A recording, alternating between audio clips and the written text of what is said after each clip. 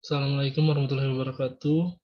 Perkenalkan saya Daniel Praitno. Saya akan menjelaskan tentang hasil kompilasi pada skripsi saya yang berjudul Perkembangan Yayasan Al-Istiqomah Al-Islamiyah atau Islamic Center Al-Istiqomah di Kota Pramudia tahun 2005 sampai 2019.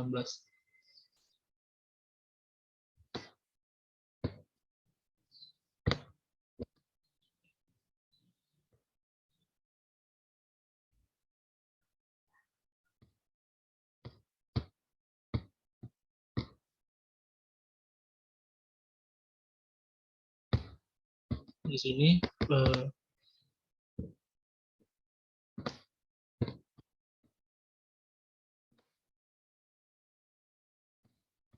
beberapa satu di bagian latar belakang. Saya mengutip dari jurnal yang ditulis oleh Fatimah Rahmarakuti, Siti Zubaidah, dan Salminawati yang mengutip pada perkembangannya, kepercayaan di Indonesia mengalami beberapa fase zaman. Perkembangan animisme di Nanisme pada masa sebelum Masehi, kemudian masuknya agama Hindu-Buddha pada abad ke-5, lalu Islam pada abad ke-11 dilanjutkan, dan Katolik dan Kristen yang berkembang di era penjajahan bangsa asing pada abad ke-15. Nah, saya kutip dari sumber aslinya, yaitu Indonesia merupakan negara Pancasila yang di dalamnya terdapat beberapa agama, diantaranya adalah agama Hindu-Buddha, agama Islam, agama Kristen. Agama-agama ini masuk Indonesia dengan tahun dan cara berbeda, seperti agama Hindu-Buddha masuk Indonesia ke abad ke-5, agama Islam masuk abad ke-13, dan agama Kristen masuk ke abad ke-15.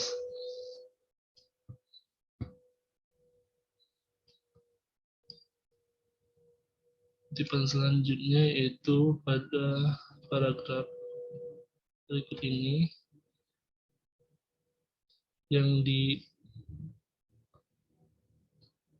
saya ambil dari jurnal yang ditulis oleh Istiqomah dan Hussein Fahri yang berjudul Yayasan Islamic Cultural Center atau ICC dalam pelayanan aktivitas keagamaan umat Syiah di DKI Jakarta.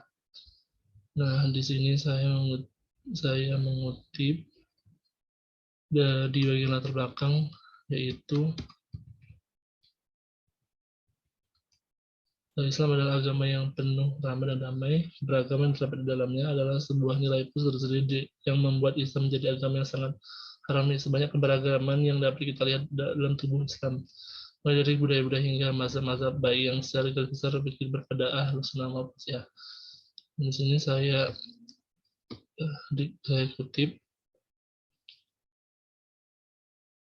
di paragraf ini, banyak agama Indonesia yang masuk dan berkembang hingga saat Indonesia. Contohnya agama Islam yang dibawa oleh para pedagang Arab India, pedagang Indonesia yang kemudian menetap dan memiliki pasangan dan melaksanakan perkawinan dengan masyarakat lokal hingga berkembang hingga ke ajaran-ajaran di bawah hingga saat ini. Kemudian Islam merupakan agama yang penuh rahmat serta banyak memiliki beragaman di dalamnya dan menjadikan Islam sebagai agama yang membawa dampak keharmonisan dan keberagaman yang ada di antara budaya serta masa-masa yang berkembang.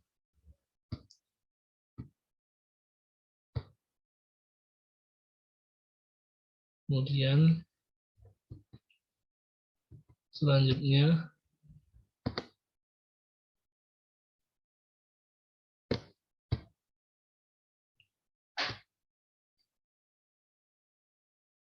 mengutip dari jurnal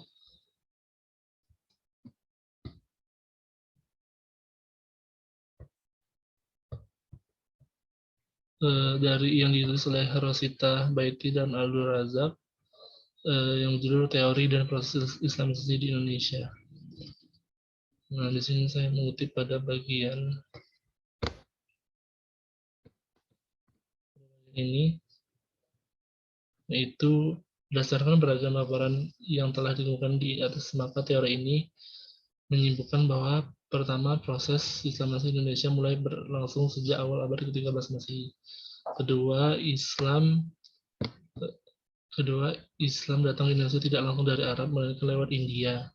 Ketiga, proses Islamisasi itu terjadi melalui perkawinan dan penaklukan. Selanjutnya, teori ini ternyata kemudian memperoleh dukungan dan para pakar barat, terutama di kalangan sejarah Belanda, dengan penambahan bukti argumentasi di sana sini.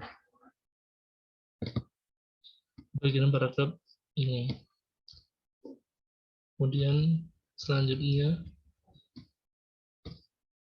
yaitu kutipan dari Yakub 2017, yaitu jurnal dari perkembangan Islam di Indonesia yang ditulis oleh Muhammad Yakub.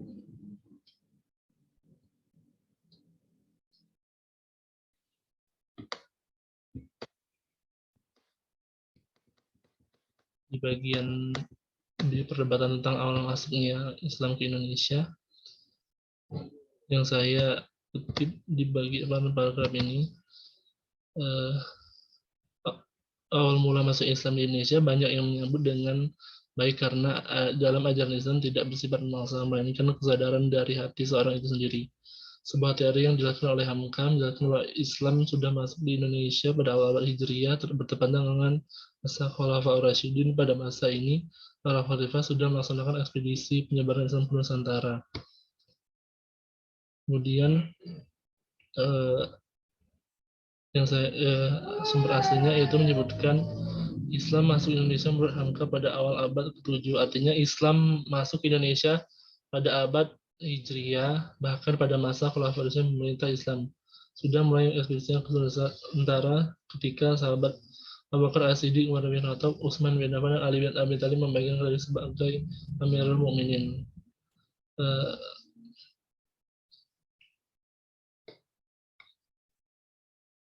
Kemudian tipe selanjutnya yaitu dikutip dari buku yang berjudul Fakta Baru Wali Songo, karya Zainal Abidin bin Syamsuddin,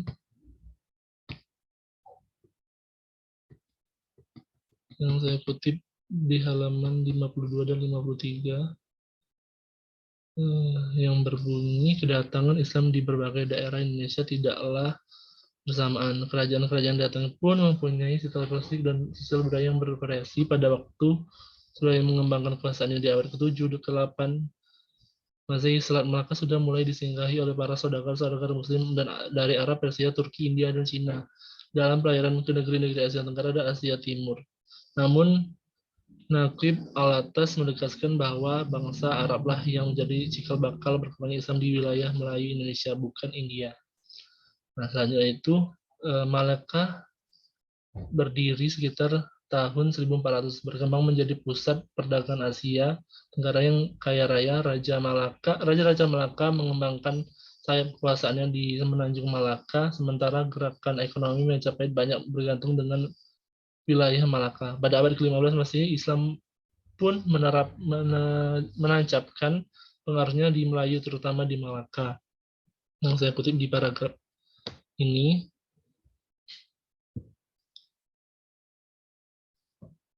namun menurut sumber,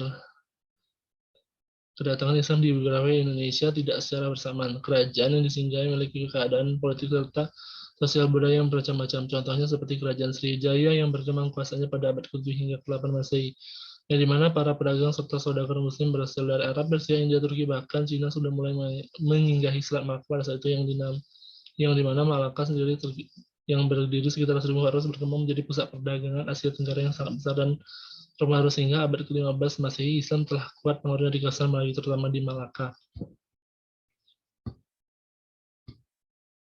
Kemudian kutipan selanjutnya yaitu dari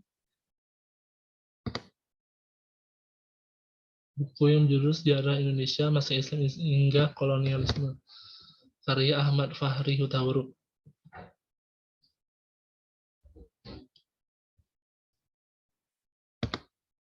Nah, di buku ini saya kutip dari halaman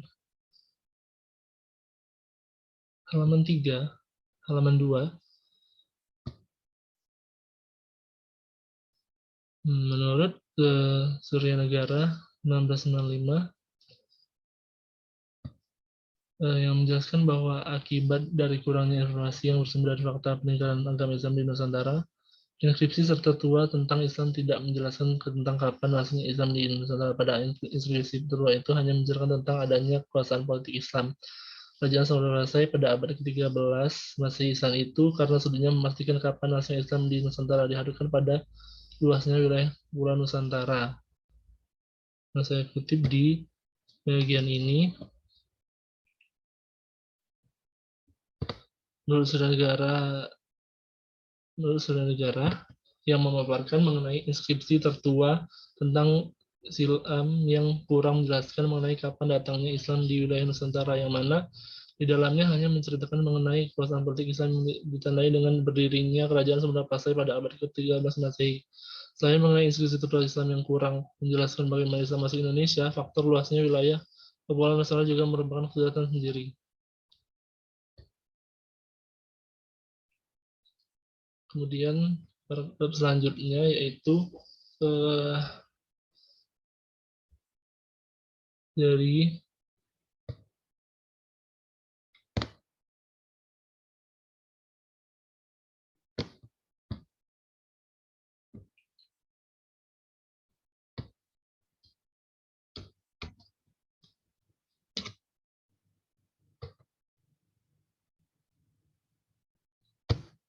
jurnal yang ditulis oleh Muhammad Soleh yang berjudul Kiai Haji Abu Bakar Bastari 1898 sampai 1971, peran dan pengabdiannya terhadap perkembangan Islam di Palembang. Yang saya kutip yaitu pada bagian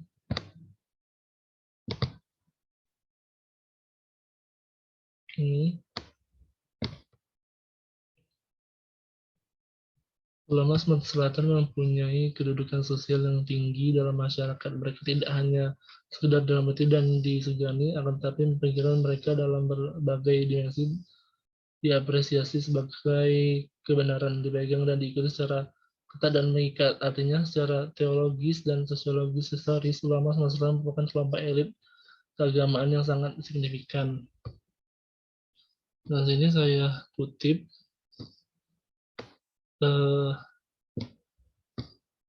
yang saya kutip yaitu ulama memiliki kewenangan terhadap masyarakat di bidang agama tentunya dan di bidang yang lainnya, serta memiliki fungsi yang sangat luas baik sebagai pemuka agama dan sebagai penengah ataupun pencari masalah dalam kehidupan urusan sosial.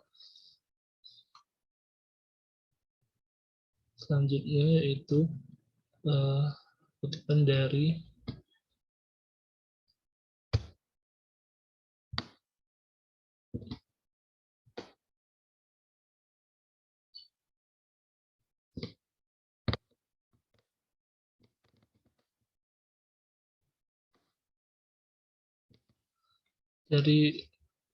Adnan Mahdi yang artikelnya yang berjudul Sejarah dan Peran Pesantren dalam Pendidikan di Indonesia. Di sini saya kutip dari paragraf ini. Secara terminologi, pesantren adalah lembaga pendidikan Islam dengan sistem asrama atau pondok, di mana kiai sebagai figur sentral maupun sebagai pusat kegiatan yang menjiwai dan pengajaran agama Islam di bawah bimbingan kiai dan diikuti oleh santri sebagai kegiatan utama. Definisi yang hampir sama diungkapkan.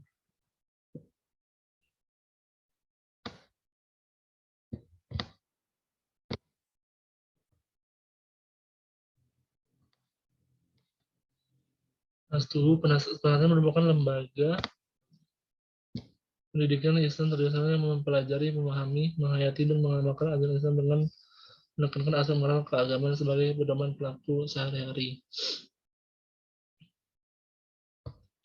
Yang saya kutip di bagian paragraf ini yang berbunyi Islamic Center merupakan lembaga dan organisasi pendidikan yang dibentuk sebagai tempat beberapa kegiatan seperti pendidikan, ekonomi syariat, dan lainnya. Sedangkan madrasah merupakan salah satu sendiri diartikan secara terminologi merupakan lembaga pendidikan Islam yang mengandung sistem pondok atau asrama yang mana para santri atau peserta didik melakukan kegiatan pendidikan dan melakukan kegiatan selama proses kegiatan belajar, yang mana beberapa aspek sentral yang menjadi ciri khasnya seperti KAI masih seperti sebagai pusat atau sentral. Selanjutnya yaitu kutipan dari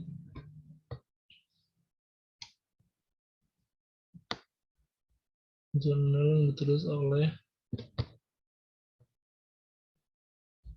Herman DM yang berjudul Sejarah Pesantren di Indonesia.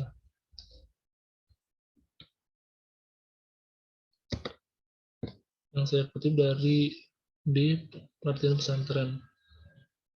Secara terminologis dapat dilakukan bahwa pendidikan pesantren adalah merupakan tempat di mana dimensi historik mengaitkan secara lahir Islam diajarkan. Jadi dari segi bentuk dan sistem berasal dari India. Sebelum proses menyebar Islam di Indonesia, sistem tersebut telah digunakan secara umum untuk pendidikan pengajaran agama Hindu.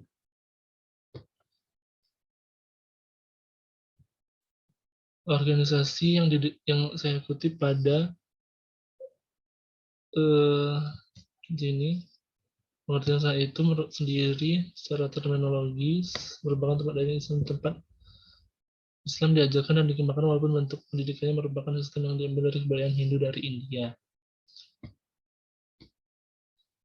Kemudian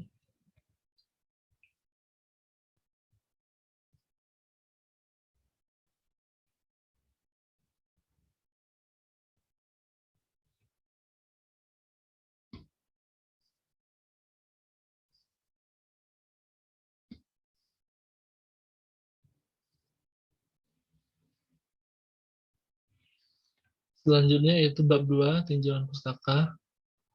Pada 2.1 perkembangan di paragraf utama saya mengutip dari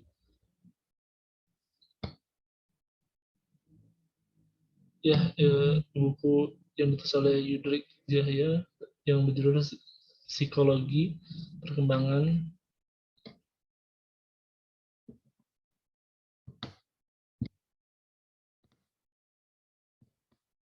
Saya kutip dari halaman 1. Dalam proses perkembangan jelas adanya perubahan-perubahan yang meliputi aspek fisik, intelektual, sosial, moral, bahasa, emosi, dan perasaan, minat, motivasi, sikap, kepribadian, bakat, dan aktivitas, di mana dalam setiap aspek tersebut pada dasarnya membuat kombinasi-kombinasi dan atau hubungan baru yang kemudian membentuk spesialisasi fisik dan psikologis yang berada antara manusia yang satu dan lainnya. Yang saya kutip yaitu dalam teori perkembangan merupakan proses perubahan yang terjadi yang meliputi fisik, sosial, intelektual, moral, bahasa, dan perasaan. Dalam aspek tersebut didasarkan terbentuknya hubungan baru yang disebutkan perkembangan. Kemudian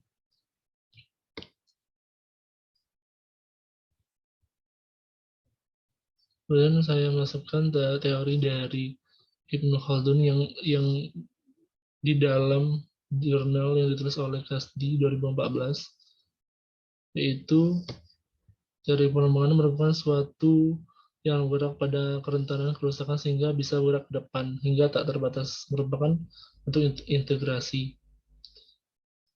Untuk kutip dari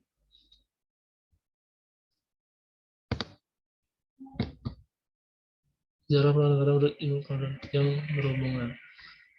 Menurut Ibnu Khaldun adalah makhluk perkembangan itu adalah makhluk yang lahir, mekar, menjadi tua, dan akhirnya hancur. Kemudian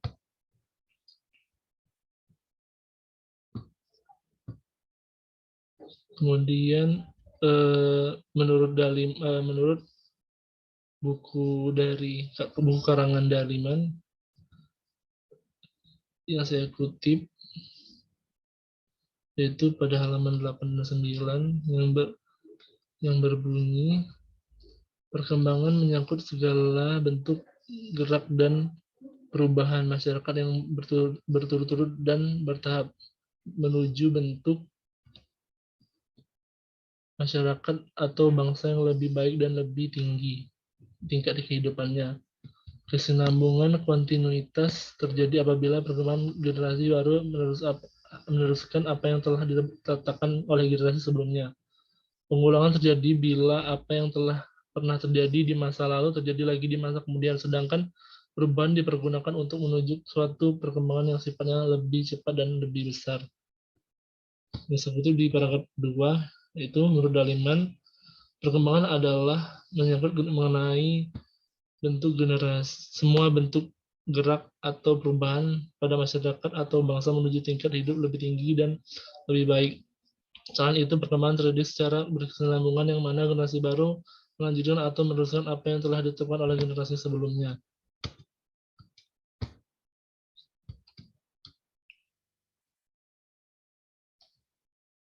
Kemudian pada 2.2 Hakikat Yayasan Islam.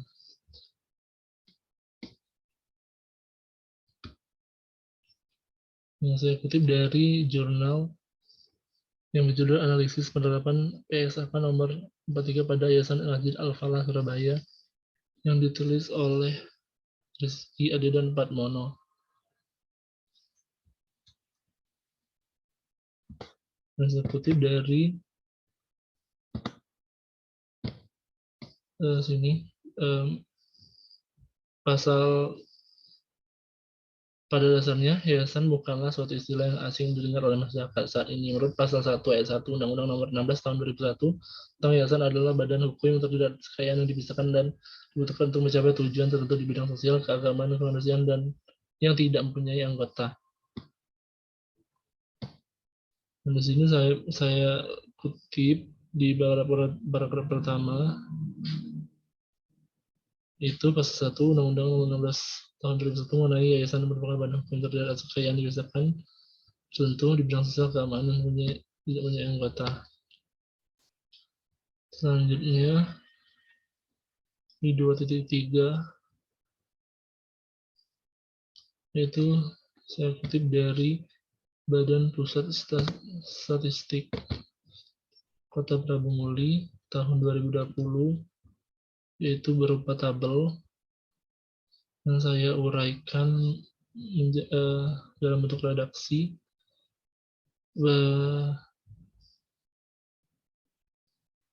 Pertumbuhan masyarakat di Kota Prabu Muli yang memeluk agama Islam per 2006 mencapai sekitar 135.463 orang.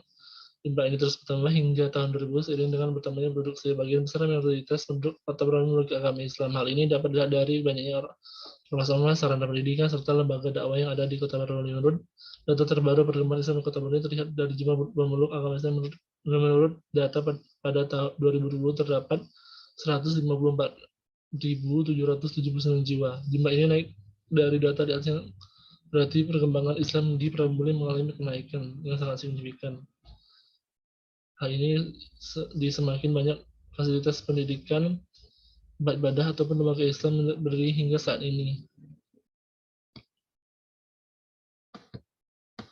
Seperti tabel yang ada di sini.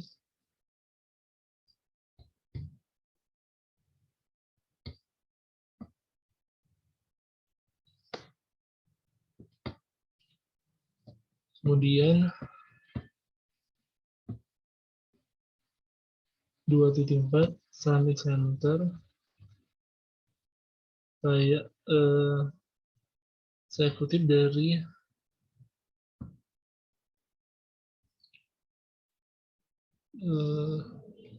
jurnal yang berjudul Penataan Ruang pada Kawasan Islamic Center di Kota Dumai sebagai perwujudan arsitektur Melayu yang ditulis oleh Muhammad Peter Ramadan dan kawan-kawan.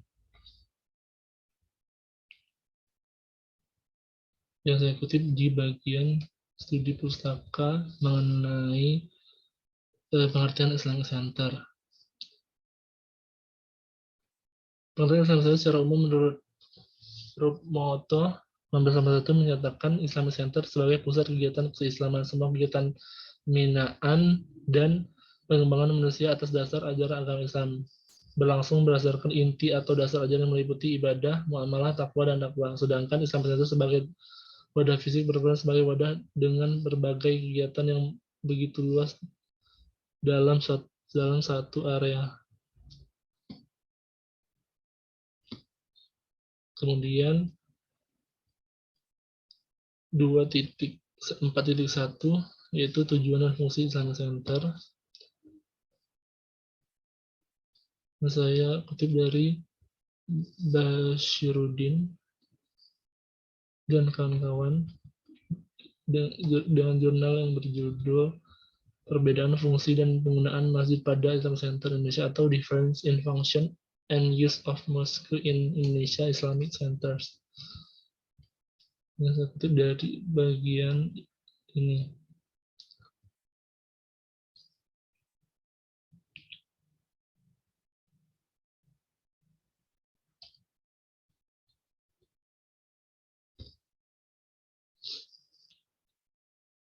Menurut menurut pengertian Islamic Center dari Direktur Jenderal Bimbingan Masyarakat Islam Departemen Agama RI, Islamic Center adalah lembaga keagamaan yang punya fungsi sebagai pusat pembinaan serta pengembangan agama Islam dan juga memiliki peran sebagai tempat dilaksanakan dakwah pada era pembangunan. Hal tersebut merupakan kegiatan utama dari Islamic Center yang yaitu peribadatan yang seluruh kegiatannya dilaksanakan di masjid sebelumnya. Islamic Center hanya sebagai tempat ibadah atau pusat pendidikan saja, namun mengalami perkembangan sesuai yang dijelaskan di atas.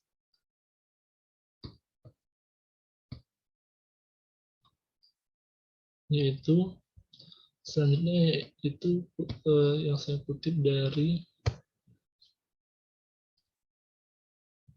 jurnal yang ditulis oleh Ilham Saputra dan Dr. Pribadi Widodo yang berjudul Studi Perancangan Islamic Center Loksmawe melalui pendekatan secara modern dengan tetap mempertahankan unsur lokal konten dan spiritualitas Islam.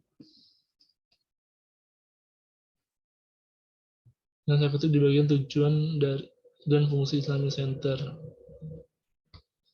Yang saya kutip menjadi selain itu tujuan sebuah yayasan Islamic Center dapat dibagi menjadi 3, yaitu hablu minallah, kemudian hablu minannas, dan hablu minal alamin.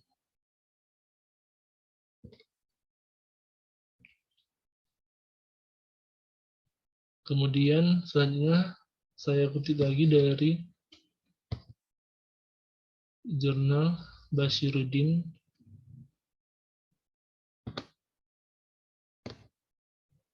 pada bagian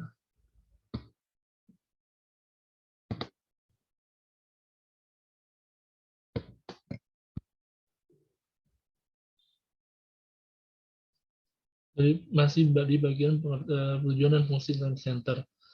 Dari penjelasan dapat diperoleh, Islamic Center adalah sebuah lembaga keagamaan Islam yang memiliki berbagai macam kegiatan dan fungsi seperti fungsi wadah masyarakat, konsultasi, dan berdialog mengenai masalah yang berhubungan dengan ajaran agama. Kehidupan beragama juga mengenai kehidupan masyarakat sehari-hari. Selain itu, fungsi pusat segala untuk bentuk informasi keamanan ataupun masyarakat serta menjelaskan dokumentasi dan wadah komunikasi untuk umat Islam. Terakhir, sebagai fungsi pendidikan, penelitian, dan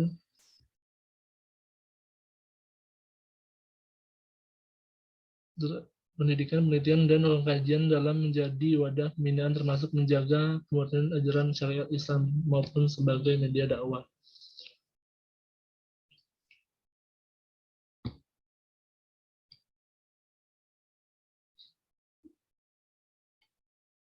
Kemudian selanjutnya yaitu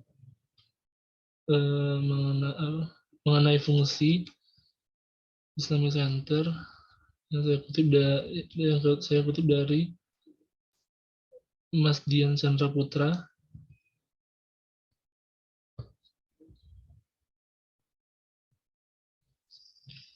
Yang saya kutip di bagian ini, pusat dalam arti sinkronasi Islamic Center yang lebih terperinci pengertian. Kemudian fungsinya dibagi menjadi 5, yaitu pusat pengkajian pendidikan, penyiaran, dan kebudayaan. Kemudian 2.5 situasi kondisi Kota Berdamuli. Yang saya kutip dari sejarah toponim Pramuli sebagai sumber pembelajaran sejarah di Man 1 Prabu Muli. yang saya kutip di bagian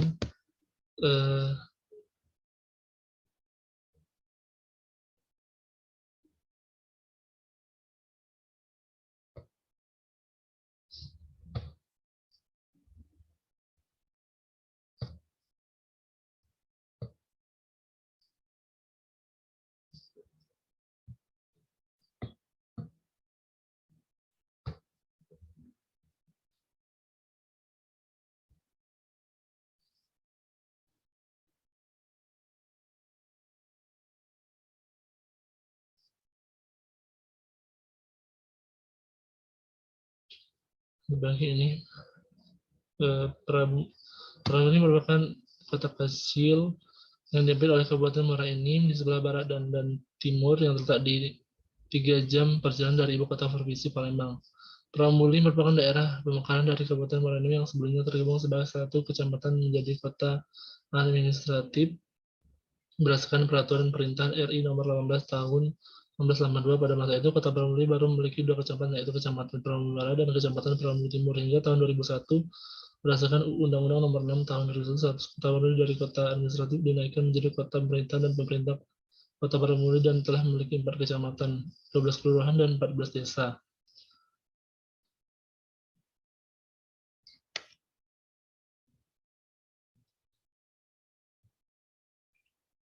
Kemudian dari letak geografis, saya kutip dari Badan Pusat Statistik Kota Pramuli tahun 2019.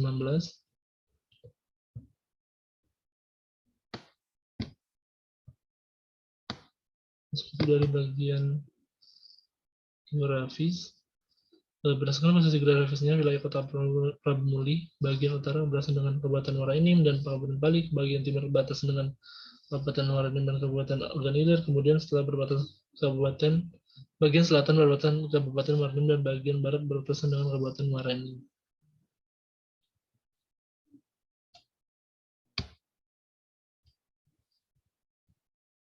Kemudian masih dengan sumber dari BPS Kota Pramuli.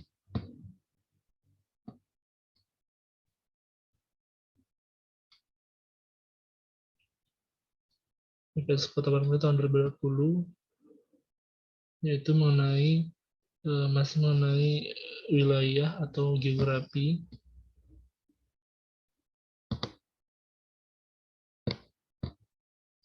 dengan rincian sebagai berikut. Jarak antara ibu kota ke daerah kecamatan Kecamatan Rambang Tengah 32 km, Pramuli Timur 10 km, Pramuli Selatan 20 km, Pramuli Barat 20 km, Pramuli Utara 13 meter, dan Kecamatan Cambai 3 km. Kemudian iklim masih menggunakan data dari BPS Kota Pramuli tahun 2020 yang menjelaskan bahwa seperti kebanyakan iklim Indonesia, Kota Pramuli memiliki iklim tropikal basah dengan suhu udara di antara 22 derajat Celcius sampai 37,40 derajat Celcius pada tahun 2019. Suhu udara maksimum berlangsung pada bulan November, sedangkan suhu minimum terjadi pada bulan September dengan kecepatan angin yang hampir rata di setiap bulannya, di kisaran 1 knots hingga 33 knots. Selama tahun 2019, curah hujan di wilayah Kota Pramuli berkisar pada 0,50 mm hingga 484,60 mm. Selanjutnya yaitu topografi, yang masih menggunakan data dari BPS tahun 2019, yaitu mengenai fisik wilayah. Kota Pramuli memiliki jenis tanah berlapis aluvial, liat, dan berpasir. Terletak pada lapisan yang masih muda, banyak mengandung minyak bumi yang juga dikenal sebagai lembah Pramuli, Jambi. Tanah relatif datar dan rendah. Tempat yang agak tinggi terletak di bagian utara kota. Sebagian Kota Pramuli digenangi air terlebih lagi bila terjadi hujan terus-menerus. Kemudian demografi di bagian pendudukan masih menggunakan BPS Kota Bermuli tahun 2005-2006. Analisis rednya sesuai tabel. Pada tahun 2005, Pramuka memiliki 4 kecamatan, yaitu Rambang Kabupaten Tengah, Pramuka Timur, Pramuka Barat, Campai dengan jumlah penduduk 130.340 dengan kepadatan penduduk mencapai 299 jiwa kilometer kubik dengan penduduk terbanyak di Kecamatan Prambuli Barat 56.740 jiwa dan penduduk dengan jumlah paling sedikit Kecamatan Rambang Kabupaten Tengah berjumlah 10.256 jiwa.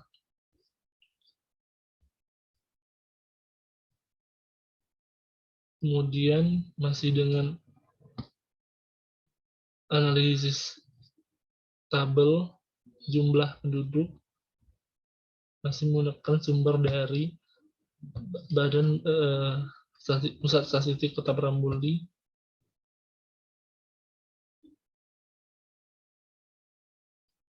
hingga tahun 2020.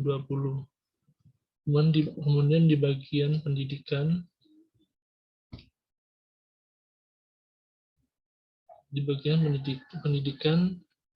paragraf pertama saya kutip dari buku filsafat pendidikan filsafat pendidikan karya Muhammad Anwar.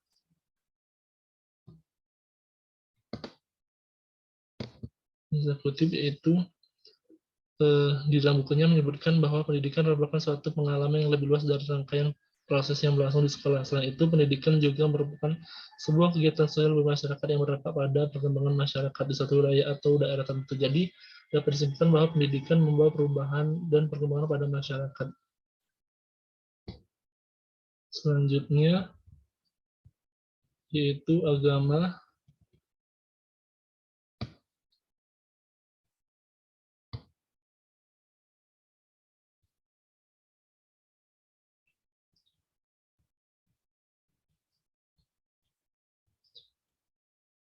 Nah, pada agama ini saya kutip dari jurnal Agama dan Kebudayaan yang karya dari Amri Marzali dalam artikelnya. Yang saya kutip yaitu definisi agama sendiri dari sudut pandang ilmu sosial. Agama merupakan sesuatu yang berhubungan dengan keyakinan atau keimanan atau belief serta suatu upacara atau ritual yang diyakini oleh dan diilhami oleh kelompok masyarakat. Selain itu, ahli sosioantropologi Milton Yinger 1957 menyatakan bahwa agama merupakan suatu pengetahuan kultural mengenai sang supernatural yang memudahkan manusia dalam menghadapi berbagai masalah-masalah yang penting mengenai keberadaan manusia di bumi. Kemudian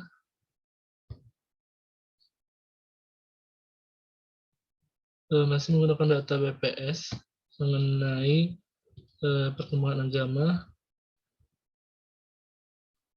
Prabudi meliputi 5 agama, yaitu Islam, Katolik, Kristen, Protestan, Buddha, Hindu. Di antara agama tersebut, Islam memiliki penduduk terbesar, sehingga tempat ibadahnya lebih banyak dibandingkan tempat ibadah agama lainnya, di mana jumlah tempat ibadah di Kota Berlin masing-masing agama sebanyak 237 masjid atau musola, 7 gereja, 1 pura, dan 2 vihara.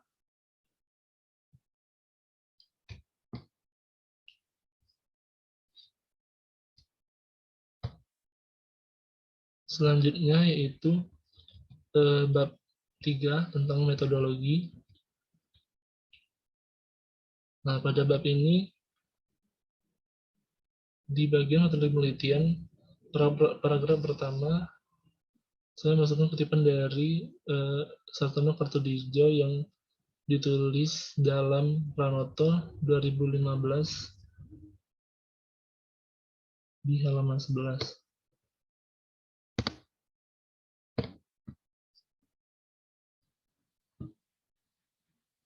Yang isinya ada, yang saya kutip itu metode dengan metodologi memiliki perbedaan.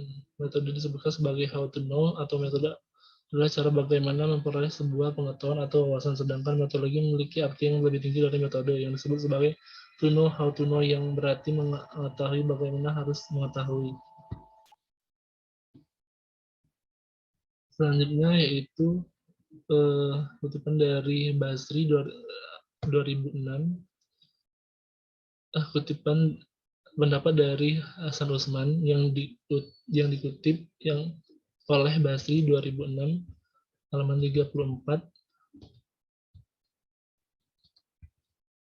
mengenai pengertian metode sejarah. Metode sejarah merupakan sebuah langkah-langkah yang dilakukan dalam suatu penelitian yang menghasilkan suatu hakikat sejarah yang akan disampaikan kepada para ilmuwan atau ahli serta pembaca. Sedangkan menurut Louis Gossard, metode sejarah ini merupakan proses analisa atau pengujian yang dilakukan secara kritis terhadap rekaman maupun mengingat masa lampau manusia. Maka dari dua teori tersebut di atas, metode sejarah merupakan sebuah proses berpikir yang disusun serta ditulis yang berisikan kajian masa lampau yang menarik dan dapat dipelajari serta dianalisa lebih luas lagi sehingga menjadi suatu sumber yang bisa terus dikaji. Selanjutnya yaitu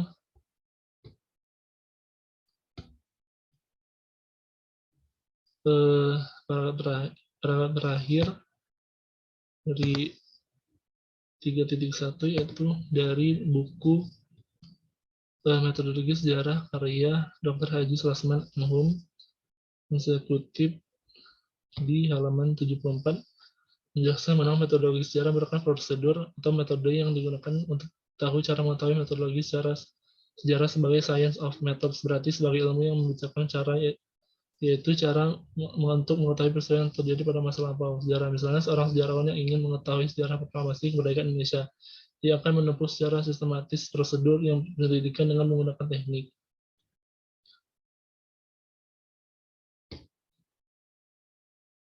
Kemudian langkah-langkah penelitian.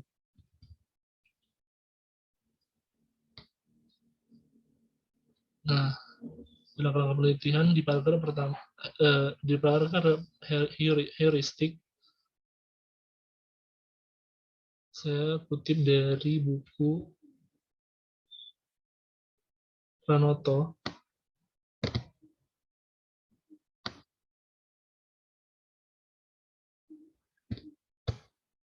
Soehartono Pranoto yang berjudul Metodologi Sejarah.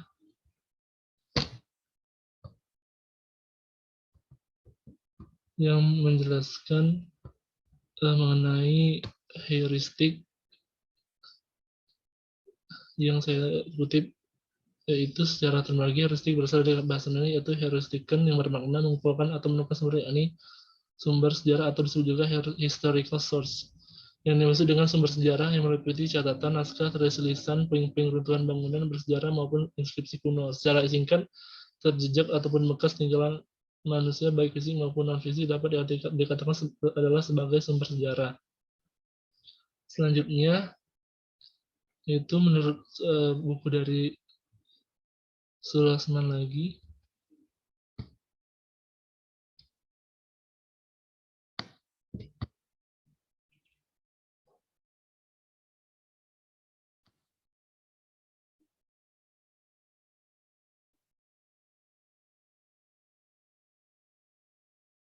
heuristik. Kemudian buku dari Sulasman lagi mengenai sumber sejarah. Menurut Sulasman, tahapan hasil ada pencarian sumber sejarah ini tidak berbeda dengan kegiatan bibliografi yang berhubungan dengan buku-buku yang cetak. Sumber sejarah sangat erat hubungannya dengan dokumen.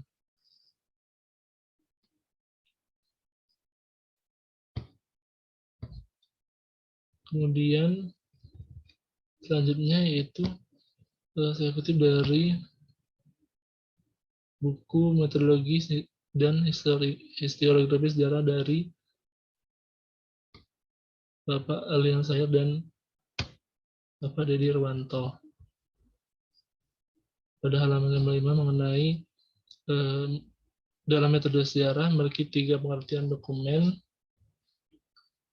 Yang pertama itu semua jejak yang berbentuk benda seperti candi, bagian bayannya. Yang kedua merupakan sumber tertulis Yang ketiga itu semua dokumen resmi bagian sejarawan. Mulai ini sangatlah menarik karena ini merupakan cara yang mudah dalam penelitian sejarah, yaitu hal dapat dilakukan dalam membaca buku-buku sekunder, mencatat biografi, atau daftar pustaka yang ada pada akhir tulisan buku. Lalu buku yang telah dicatat dapat dicari kembali sehingga penulis dapat memiliki banyak referensi yang berhubungan dengan tema yang akan dibahas sebagai acuan sebelum penulis sejarah agar lebih mudah dan tidak akan kesulitan dalam mencari sumber sekunder di arsip ataupun di perpustakaan hingga ruang baca.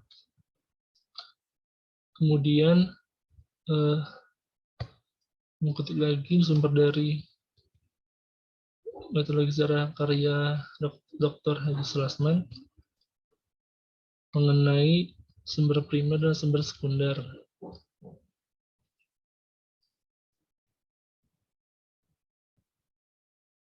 Itu yang saya kutip, yaitu sumber-sumber sejarah dapat dikatakan atau dibagi menjadi dua, yaitu sumber primer dan sekunder. Kedua sumber ini saling melengkapi pada pencarian sumber sejarah. Sumber-sumber yang ada bisa dapat dari apa saja, seperti pengamatan langsung terhadap objek penelitian, seperti pada sumber primer yang merupakan kesaksian seorang informan yang mengalami peristiwa sejarah itu sendiri, seperti hasil wawancara ataupun tradisi dan secara sejak, serta sumber sekunder yang bisa didapat dengan mengumpulkan dokumen serta arsip yang berhubungan dengan tema yang akan dibahas. Terkutip dari Dr. Haji Sulasman, Metodologi Penelitian Sejarah, halaman 96. Kemudian, kritik sumber.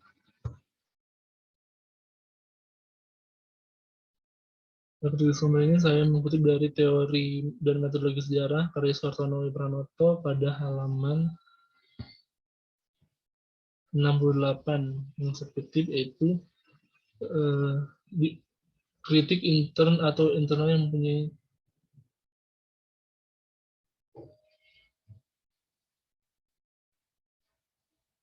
kritik ekstern atau eksternal memiliki sifat sebagai lower criticism, dan dapat diartikan bahwa kritik ekstern adalah langkah menguji keabsahan atau keaslian dokumen, sedangkan kritik intern langkah menguji dokumen yang lebih ke arah makna, isi suatu dokumen atau sumber.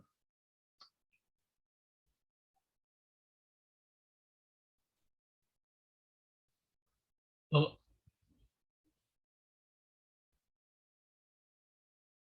ada kritik sumber, maaf sebelumnya, tadi kutipan dari kritik eksternal. Ini kutipan dari kritik sumber, yaitu menurut Pranoto, halaman 36, kritik adalah sebuah proses ilmiah yang produknya dapat dipertanggungjawabkan untuk menghindari kekosongan yang bersifat manipulasi, fantasi, maupun fabrikasi. Kemudian, kritik ekstern dari metode penelitian sejarah yang ditulis oleh Profesor Daliman. Kemudian ditambah lagi dari kutipan dari buku Dr. Sulasman, halaman 102, mengenai kritik eksternal merupakan ciri kritik yang dilakukan dengan tujuan memverifikasi ataupun mengikuti terhadap aspek luar pada sumber sejarah yang sudah dapat didapatkan. Sebelum digunakan sebagai sumber, suatu sumber harus dilakukan pemeriksaan yang akurat dan tepat. Semakin luas serta semakin dapat dipercaya mengenai pengetahuan knowledge kita terhadap suatu sumber, maka sumber tersebut memang asli dan autentik kebenarannya. Ditambah dengan kutipan dari Profesor Daliman, halaman 67. Kemudian kritik intern, pada bagian ini yang saya kutip dari Metodologi Penelitian Sejarah, Pendekatan Teori dan Praktik, karya Dr. Andes Bastri, halaman 72, yaitu kritik intern punya fungsi untuk menangkap kredibilitas serta kebenaran suatu isi, perjelas suatu sumber yang didapat. Hal ini perlu dilakukan karena isi suatu sumber biasanya bersifat multi-interpretable atau dapat diartikan memiliki makna ganda makna. Maka dari itu penulis harus melakukan tahap uji kritik intern pada tulisan yang didapat. Yang ditambahkan lagi dari kutipan dari Sumartono Pranoto. Kemudian selanjutnya itu masih kutip dari Dr. Sulasman, menguasai kritik intern atau kritik internal.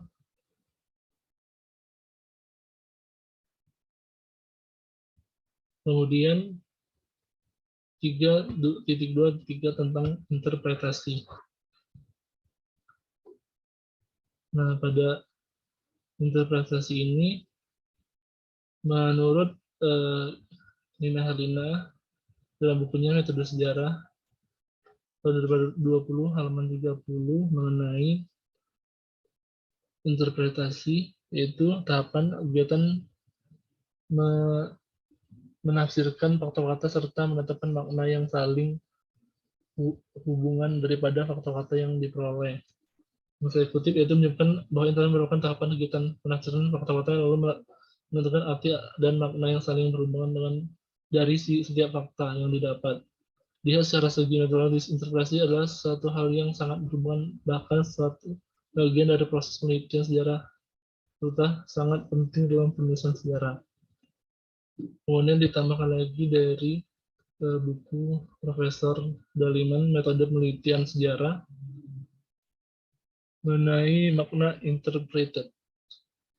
Yang saya kutip yaitu, interpretasi merupakan sebuah usaha menafsirkan fakta-fakta sejarah yang tidak dan buktinya masih terdapat dalam beberapa peninggalan seperti dokumen dan lain-lain. Tugas yang utama dalam interpretasi adalah memberikan sebuah rangka rekonstruksi masa lampau.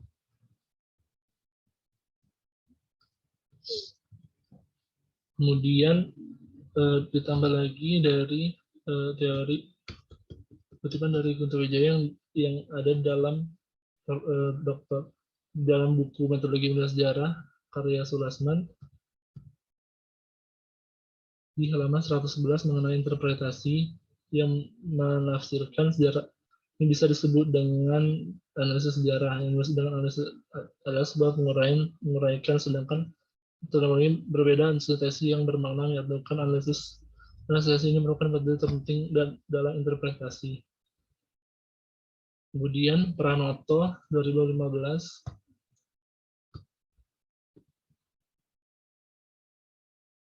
yang masih menyebutkan tentang interpretasi, yaitu sesungguhnya interpretasi merupakan suatu cara yang individual dalam penafsiran. Maknanya bahwa interpretasi dapat dilakukan oleh siapa saja dalam penafsiran sejarah. Hal ini jadi karena beberapa hal yang mempengaruhi seperti latar belakang penulis, pengaruhnya, motivasi pola pikir, dan lain-lain yang bersifat individual. Selain itu, sebagai tahapan dari proses sebelumnya, interpretasi dapat dikatakan sangat esensial namun cukup krusial dalam metodologi sejarah. Dia begitu dari Suhartono Pranoto di halaman 55. Kemudian ditambahkan lagi kutipan dari Sukmana dari artikelnya, yaitu judul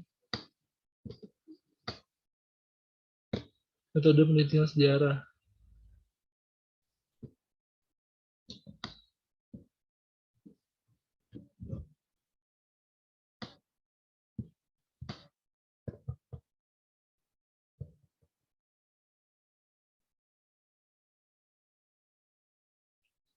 Yang saya kutip yaitu mengenai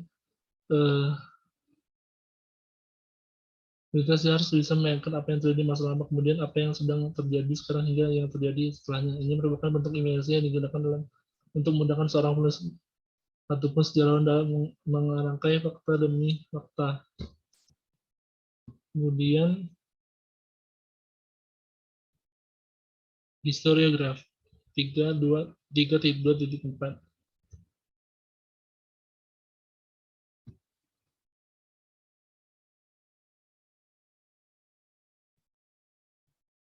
Nah, pada bagian ini saya mengutip dari buku Bapak Alin dan Bapak Dedi, yaitu historiografi memiliki dua arti, yaitu pertama adalah penulisan sejarah disebut sebagai historical writing, kemudian yang kedua disebut dengan sejarah dan penulisan sejarah, itu historical writing of historical writing. Dan ditambahkan dari eh, artikel Islamisasi Metode Penulisan Sejarah karya Fazlul Halim, yaitu tahap-tahap ini merupakan tahap-tahap ayat dari tahap-tahap yang telah dilakukan. Historia ini merupakan sebuah rekonstruksi yang bersifat imajinatif yang didapat dan beberapa proses pengujian kritik serta analisis secara kritis terhadap kajian di masa lampau.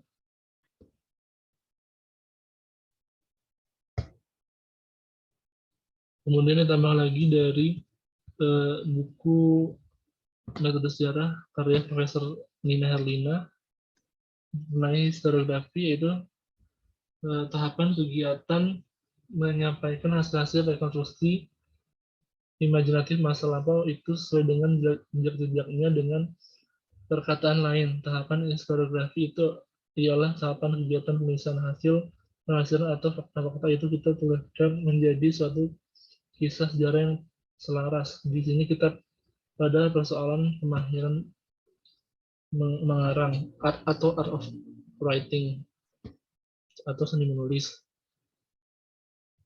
Kemudian ditambahkan lagi dari buku Dr. Sulasman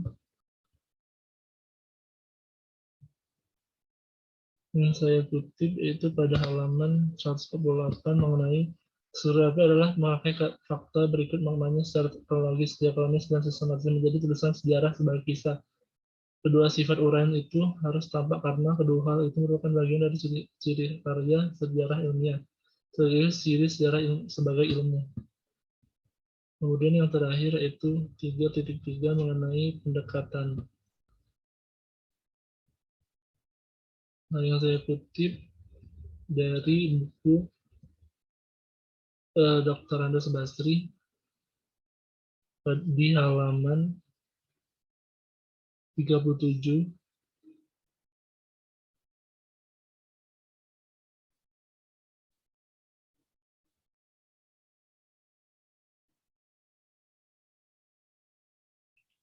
yaitu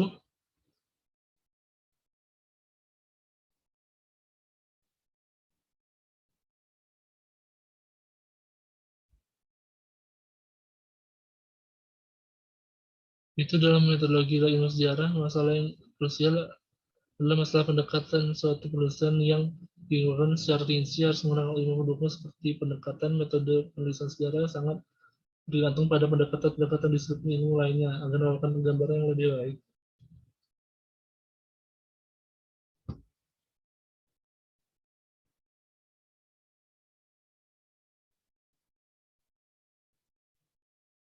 Kemudian pendekatan sosiologis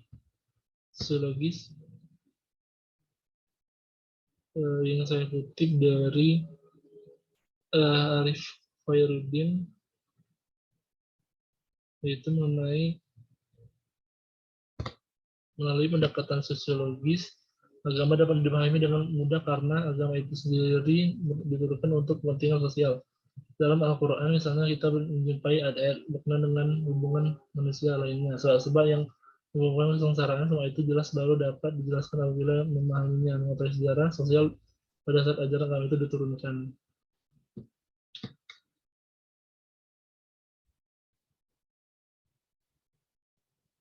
Kemudian pendekatan agama.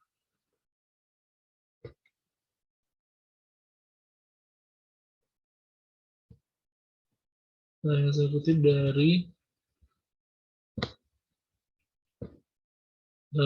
Dedi Mahyudi 2016 dalam artikelnya yang berjudul Pendekatan Antropologi dan Sosiologi dalam Studi Islam. Yang saya kutip yaitu mengenai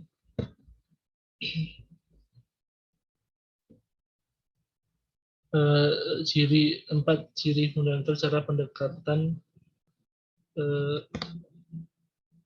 antropologi terhadap agama, yaitu sebagai bercorak deskriptif, bukan normatif, lokal praktis, yaitu praktik konkret dan nyata di lapangan. Antropologi selalu mencari keterhubungan dan keterkaitan antar budaya, domain kehidupan secara lebih utuh dan komparatif.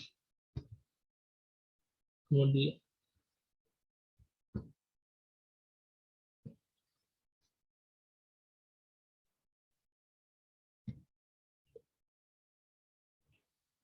Baiklah, selanjutnya yaitu bab 4 pembahasan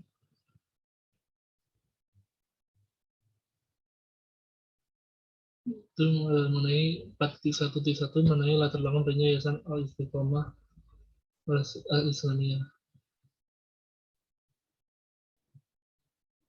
Pada bab 4 ini awalnya menjelaskan mengenai manhaj salafi atau pengertian dari dakwah salaf itu sendiri yang dikutip dari Dr. Andes Mahmudin MHum dan seperti yaitu dakwah salaf atau disebut dengan salafiyun merupakan gerakan dakwah yang sudah ada sejak masa sudah rasul, yaitu 3 generasi, yaitu mereka yang hidup sebagai muslim pada masa Nabi dan mereka yang pernah berjumpa dengan Nabi dan wafat sebagai muslim, kemudian tabiin atau yang disebut atau yang hidup di zaman sahabat Nabi, dan juga tabiut tabiin yang hidup pada masa tabiin serta wafat sebagai muslim, yang mana dakwah yang disampaikan mengacu pada Al-Quran dan hadis dengan menjunjung pemikiran atau nas-nas syariah dengan metode serta sistem yang mengacu pada petunjuk Nabi serta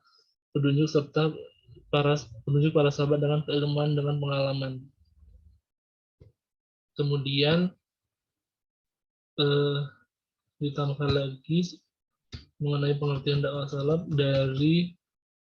website dari website dakwah salafiyah yang berjudul dakwah salafiyah adalah dakwah al-sunnah yang ditulis oleh Al-Ustadz Yazid bin Abdul Qadir Jawas, yang menjelaskan mengenai menurut istilah terminologi, kata salaf berarti generasi pertama yang terbaik dari umat. Ini mereka adalah para sahabat, tabiin, tabiut, tabiin, dan para imam membawa petunjuk pada tiga kurun generasi masa pertama yang dimulakan oleh Allah Subhanahu wa taala. Bagaimana sesuai dengan sabda Rasul. Kemudian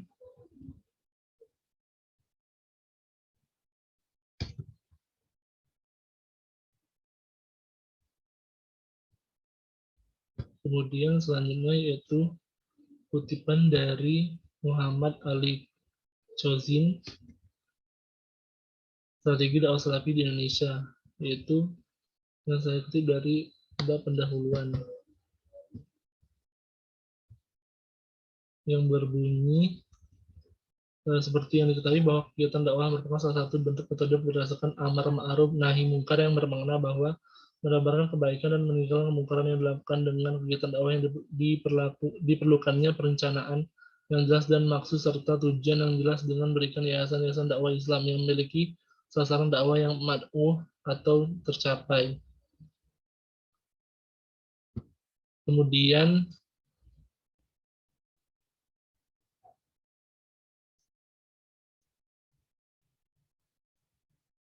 kemudian 4.1.2 tentang tahap pembangunan Yayasan Al-Istiqomah Al-Islamiyah,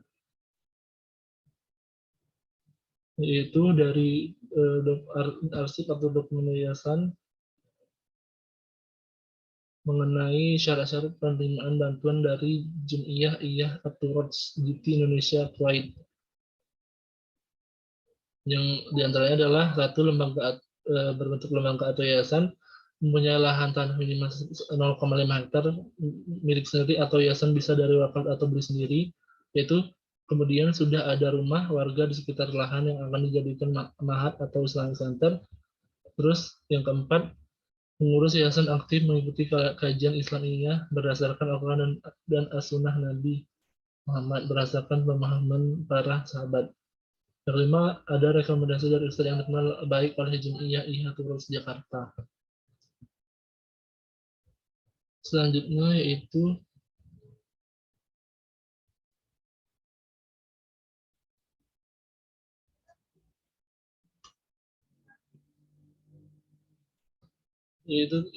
kemudian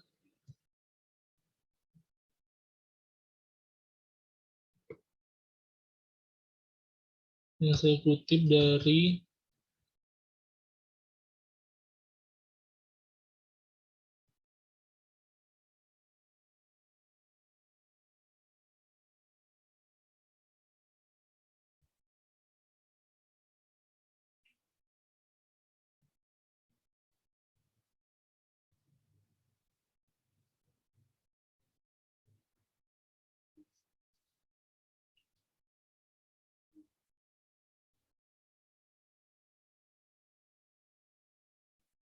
dari Bashiruddin dan kawan-kawan mengenai perbedaan fungsi dan penggunaan masjid pada Islam Center di Indonesia. Yaitu yang saya kutip, dalam perkembangannya, pembangunan serta mengembangkannya sesuai dengan arsitektur yang perlu diperhatikan. Dalam hal ini, nilai keislaman tetap harus ada pada setiap bangunan masjid. Namun, dalam Al-Quran Al-Hadis tidak dijelaskan bagaimana mengenai asas atau aturan bentuk masjid serta wujud pembangunan ataupun bentuk fisik bangunan masjid itu sendiri. Maka dari itu, pembangunan masjid tergantung kebutuhan sesuai dengan biaya pembuatan diserahkan langsung pada pengurus atau masyarakat sekitar. Kemudian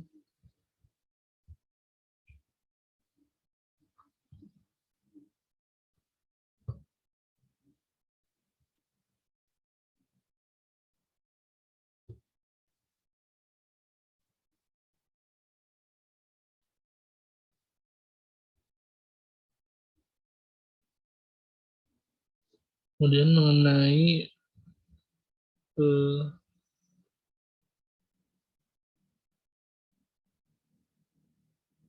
masih dengan maksud dari dakwah itu sendiri, justru menurut Al-Quran mengenai pengertian dari dakwah itu sendiri merupakan suatu kegiatan yang bertujuan mengajak serta menyaksikan orang lain pada dan mengamalkan ibadah dengan syariat Islam sesuai yang telah diyakini dan diamalkan oleh para pendakwah.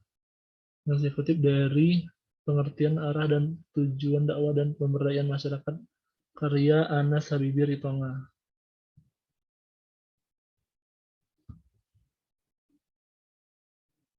Kemudian masih sumber dokumen pribadi yayasan mengenai visi dan misi yayasan.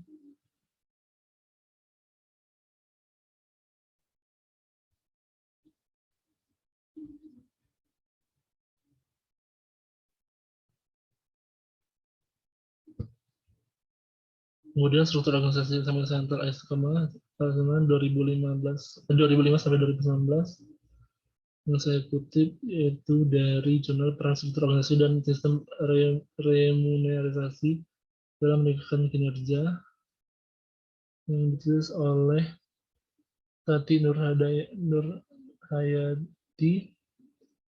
dan Ahmad Darwansyah. Nah, yang saya kutip dari bagian struktur organisasi itu menurut Robinson Culture adalah sebuah rangka kerja formal yang termasuk bahwa setiap susunan atau perangkat tersebut memiliki peran serta tugasnya masing-masing yang kemudian dikelompokkan dan dibagi sesuai batasnya melalui koordinasi yang dijalankan, dan juga struktur organisasi ini harus memiliki suatu arah dan tujuan yang sama sesuai apa yang dilaksanakan. Nurhati dan Ruansa. Kemudian ditambah lagi dengan artikel atau jurnal dari Rima Rahmawati yang artikelnya yang judul struktur organisasi pengendalian intern terhadap kualitas sistem informasi akuntansi manajemen pada bagian kajian teori di struktur organisasi yang menjelaskan mengenai struktur organisasi dianalogikan seperti anatomi makhluk hidup karena dapat dilihat sebagai suatu kerangka kerja yang memiliki fungsi dan tujuan memfokus pada prosedur atau kemudian ketentuan kewenangan yang telah dibagi sesuai porsi dan fungsinya masing-masing.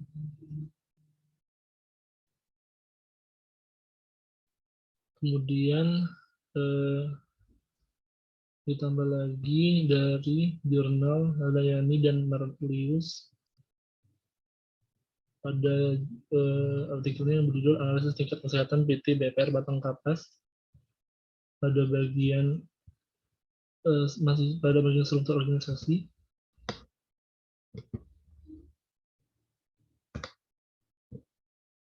Nah, yang saya kutip yaitu dalam sebuah organisasi terdapat hubungan terjadi di dalam kegiatan organisasi antara individu satu dengan yang lainnya sesuai dengan intensitas kegiatan yang dilakukan. Semakin banyak aktivitas yang dilakukan, maka semakin besar intensitas hubungan yang terjadi. Oleh sebab itu, dalam pembuatan struktur organisasi sebagai ilustrasi hubungan tersebut dibuatlah bagian yang dibuat sebagai bentuk dari struktur organisasi tersebut. Kemudian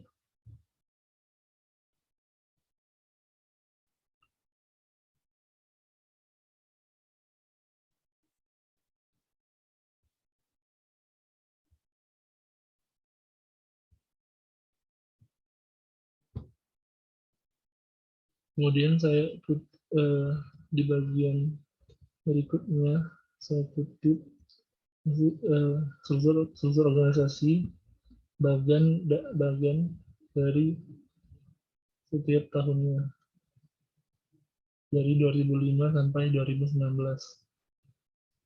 Kemudian pada bagian terakhir mengenai struktur organisasi, saya tambahkan kutipan dari buku Manajemen Pendapat Organisasi karya Winardi halaman 102 mengenai komunikasi. Semua dan individu di dalam organisasi yang bersangkutan yang bertanggung jawab mereka mengharuskan adanya kontak dengan pihak lain dan dapat melaksanakan tanpa pembatasan dari struktur formal.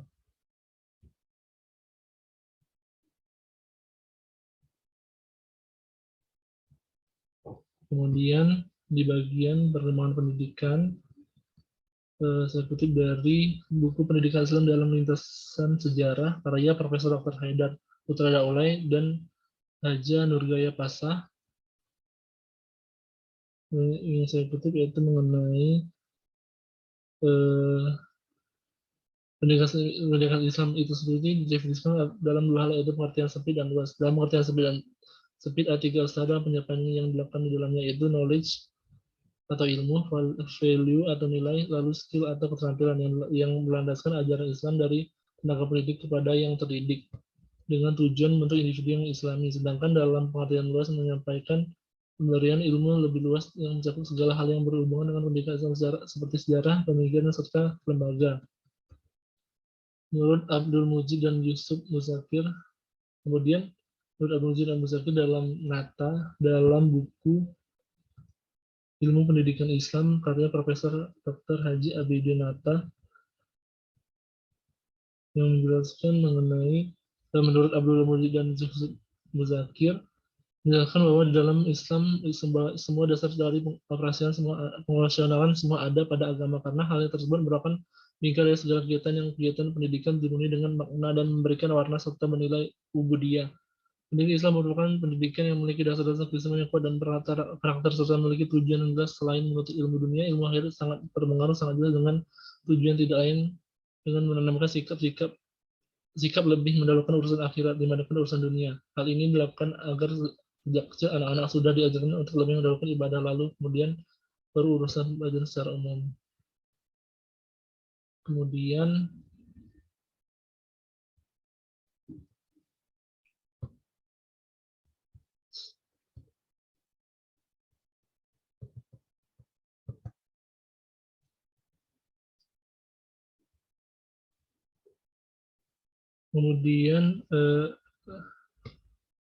ditambahkan kutipan lagi mengenai kurikulum diniyah.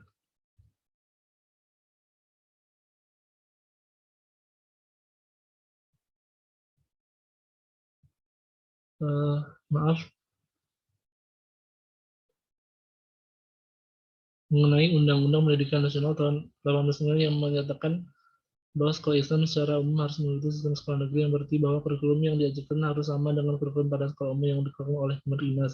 Nah, dari itu, dari sistem pendidikan sekolah Islam tidak jauh berbeda dengan sekolah negeri atau sekolah umum, hanya saja pada sekolah Islam lebih menekankan pada atau lebih memfokuskan pada ajaran agama yang biasanya memiliki jam pelajaran yang lebih banyak dan mata pelajaran yang lebih kompleks dibandingkan dengan sekolah negeri yang hanya memiliki 2 jam mata pelajaran saja pada pelajaran agama. Yang saya kutip dari artikel Abdul Bashir yang berjudul Madrasah dan Sekolah Islam Elit di Indonesia. Kemudian masih dari arsip yayasan mengenai pendidikan yang ada di Islam Center, Yayasan Al-Istiqomah Al-Sunniyah atau Islam Center Al-Istiqomah. Seperti TPA, Taman Pendidikan Al-Quran, Taman Kanak-Kanak, TKIT, SDIT, Pendidikan Para Dai Ta'bul Ab, dan Ta'limul Quran lil Mubta'idin.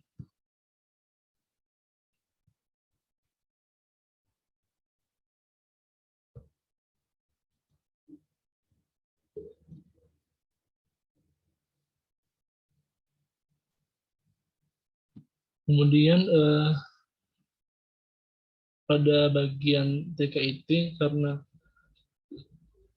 semua metode yang dilakukan di yayasan merupakan metode hafalan, saya kutip dari kebertahanan metode hafalan dalam pembelajaran bahasa Arab.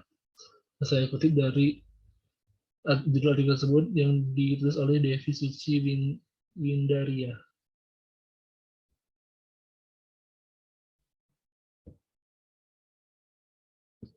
yang berbunyi, metode hafalan adalah metode mufradat, adalah cara menyajikan materi pelajaran dengan menyuruh siswa untuk menghafal kalimat-kalimat berupa ayat-ayat Al-Quran, hadis, syiar, cerita, kata-kata hikmah, dan lain-lain yang menarik hati.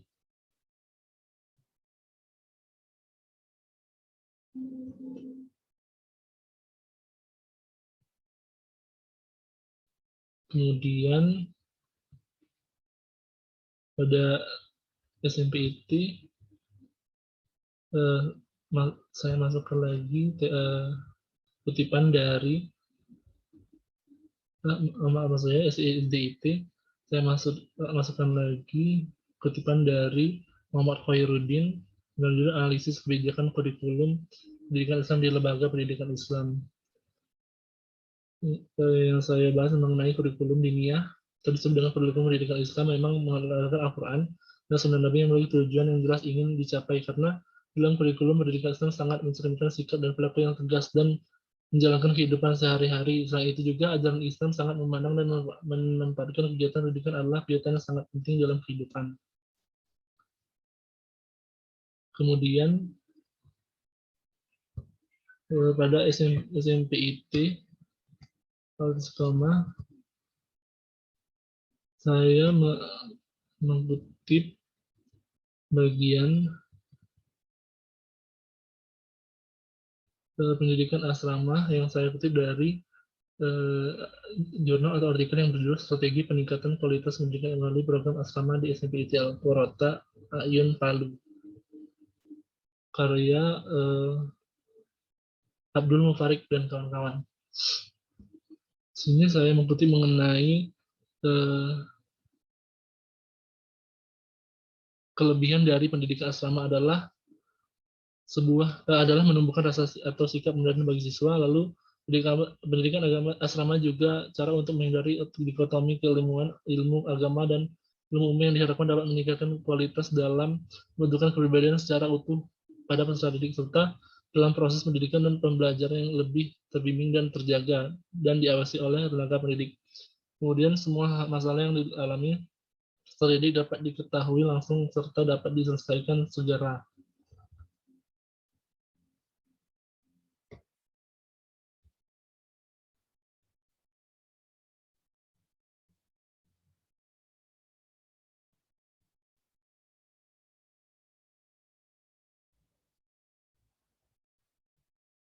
Kemudian di bagian terakhir mengenai kegiatan-kegiatan yayasan Al-Istiqomah Al-Islamiyah atau Islamic Center Al-Istiqomah, saya mengenai pengaruh serta tantangan pendirian Yayasan Al-Istiqomah Al-Islamiyah. Tentang saya kegiatan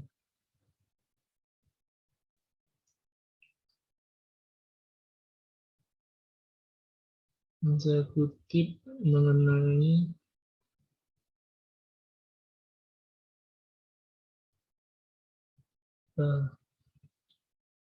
yang saya kutip dari karya Sujian Suretno dan kawan-kawan yang berjudul Implementasi Pendidikan Masyarakat Berbasis Masjid di Islamic Center Palm Raya melalui kegiatan pengabdian kepada masyarakat di Kelurahan Bubulak, Kecamatan Bogor Barat, Kota Bogor. Yang seperti mengenai masjid hanya tempat beribadah umat Islam seperti sholat, dakwah, tempat kumpul serta musyawarah. Seiring berjalannya waktu, fungsi masjid semakin berkembang menjadi tempat pendidikan informal bagi masyarakat, yakni dalam pendidikan Islam yang dihadirkan di masjid sebagai tempat berkegiatan selain pendidikan, kegiatan ekonomi hingga kegiatan sosial. Kemudian selanjutnya di bagian terakhir yaitu pada bagian pengaruh serta tantangan pendirian Yayasan Al-Istiqomah Al-Istiqomah.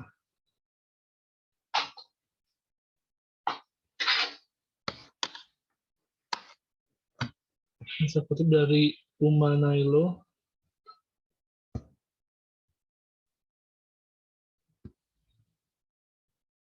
Dalam buku ajarnya, yaitu berjudul Ilmu Sosial Budaya Dasar.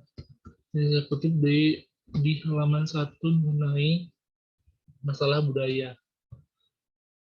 Nah, yaitu berbaca pada ilmu sosial budaya bahwa pengaruh serta tantangan dari pendirian yayasan merupakan bentuk dari masalah budaya yang mana hal tersebut mencakup mengenai sistem tata nilai atau sikap mental dan tingkah laku yang bersifat memuaskan ataupun tidak memuaskan dapat menciptakan dampak seperti ada bagian masyarakat yang setuju dan ada juga masyarakat yang tidak setuju pada yang padahal menimbulkan beberapa krisis masyarakat yang berupa penolakan ataupun kontra di masyarakat.